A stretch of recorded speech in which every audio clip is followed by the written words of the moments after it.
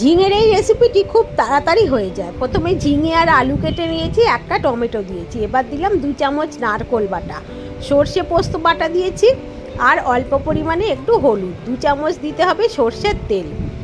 এবারে এতে দিতে হবে পরিমাণ মতো নুন। একটু চিংড়ি মাছ নিয়েছি আমি এখানে, নুন হলুদ দিয়ে মাখিয়ে নিচ্ছি।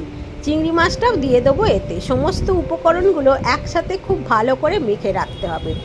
সমস্ত উপকরণগুলোতেই যাতে এই মশলাটা পৌঁছয় তাই জন্যে মেখে একটু রেখে দিয়েছিলাম। এবার দিলাম চিলি ফ্লেক্স, আর চিলি ফ্লেক্স দিয়ে তারপরে এটা গ্যাসে বসিয়ে দিয়েছি ঢাকা দিয়ে, গ্যাসটা লোতে করে। এবার খানিকক্ষণ পরে ঢাকা খুললেই দেখবেন এটা একদম রেডি হয়ে গিয়েছে।